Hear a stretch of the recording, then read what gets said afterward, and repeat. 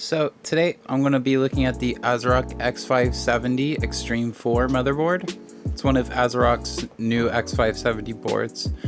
But before we get into the specs and stuff, I thought I should make everybody aware of something. So ASROCK has this board here. It's the X570 Extreme4, but they also have this board. ASROCK has the X570 Steel Legend. These boards are exactly the same, with a couple differences. So the Steel Legend, obviously, it looks different. It's more white and black. And the Steel Legend adds a display port to the motherboard. The only other difference in these boards is the price. So on Newegg right now, the X570 Extreme4 is $240, whereas the Steel Legend board is $199 or $200. So on the back of the board, we have 7 USB ports, 1 USB-C audio. We have 2 USB 3 headers on the inside of the board, a USB-C front panel connector, 2 USB 2.0s, and a fan connector at the bottom, some RGB and fan connector at the top, both 5V and 12V RGB, and 2 fan connectors also on the other side at the top by the CPU socket, and another one for a total of 5 fan connectors. This board actually has 2 M.2 slots and a M.2 for Wi-Fi. The M.2 slots do have a thermal pad under what ASROCK is calling M.2 armor, so they should keep your M.2 drives pretty cool, especially since that chipset fan will be blowing downwards, so you don't have to worry about throttling. For PCIe, we have one 16x and one 4x slot, as well as 3 1x slots. And this is all PCIe 4, so SLA is out of the question, but Crossfire should work.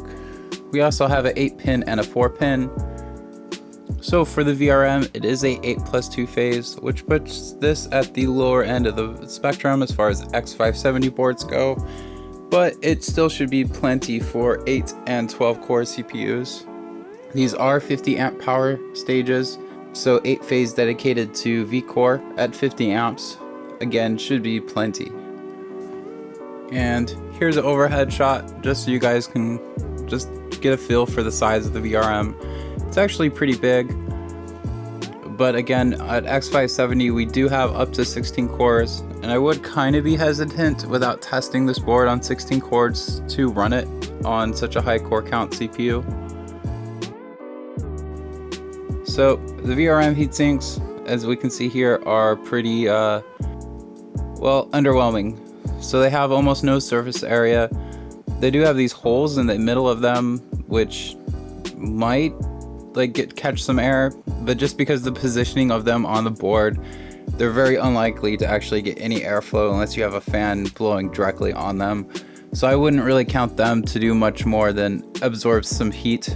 So here's the plastic shroud, and as we can see on the bottom here, there's kind of this LED strip, and we do have RGB on the outside, just where all the logos are, where it says X570 Extreme and ASROCK. So most of these X570 boards actually have chipset fans because the chipset does get quite hot. So I wanted to test the actual noise of the fan on this board. So here is the sound of the chipset while the CPU fan is spinning. And here I've actually stopped the CPU fan just so we can see what the chipset sound looks like by itself. So this board does have RGB where the ASROCK and X570 Extreme logo is, but also it has RGB under the VRMs, so a little bit of that RGB from the shroud bleeds through, so it kind of creates this cool effect. As well as that, the M.2 armor, as ASROCK calls it, also has RGB lighting. So as far as thermals for the VRM, on a 24 ambient room, we have about 40°C at the heatsink and about 45°C at the inductors. This is on a 3700X stock, and we are using the stock cooler, so we have some airflow around the VRMs. So as far as memory overclocking goes, this is a T topology board, and I tried pretty much any sort of configuration I could. We're using B-die 8GB single-sided sticks, so we should have amazing speed, but sadly we don't. So this board does not have a actual little LED screen. Instead it has these 4 LEDs here that's supposed to tell you any issues that arise. This isn't ideal, as I would rather use a little LED screen with numbers I can look up to say this is a memory issue, this is not. So here's the BIOS. And when you're overclocking, you're going to go to the OC tweaker menu. It has all your frequency and voltage stuff, as well as your memory overclocking features. And we do have quite a lot of voltages here, so that's always a nice thing. And your profiles are also under this menu. If we go to advanced, it's pretty much your standard stuff on the board devices, CPU config. So you can turn on and off stuff like audio, LAN, sound card, stuff like that. The only thing to really note is this thing right here. It says AMD overclocking. It's a very generic description. And when we click it, we get this warning thing that we're either going to accept or decline. If we accept it, this is basically your PVO stuff. So we can turn on and off eco mode, precision boost overdrive settings, and it's weird because you have auto, disable, enable, which I guess is the same as auto. I'm not really sure what's the difference between auto and enable, but if we go to advanced, we can set different limits. What is interesting though is you don't get any sort of warning when you edit these voltage settings here. Yeah, I don't know what's up with this. If we do decline, it's just blank. So that's kind of weird. And after that, you have your standard stuff. So LED stuff. There is a update option here. And then of course you have all your monitoring stuff and biosecurity, and that's pretty much it. The X570 Extreme4. It's $240.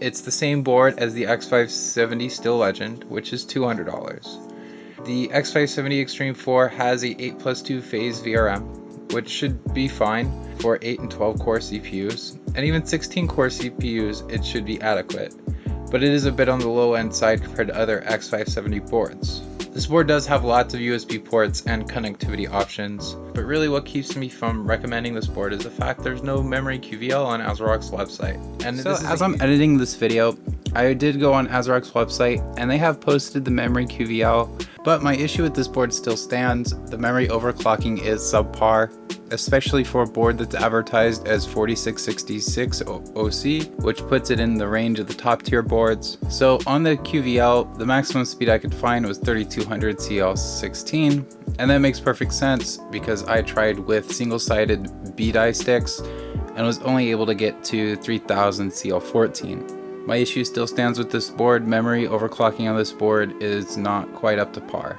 Because the Steel Legend is the same board, I can't really recommend this board. It doesn't offer any features or usability that the Steel Legend doesn't have, and it really doesn't make any sense.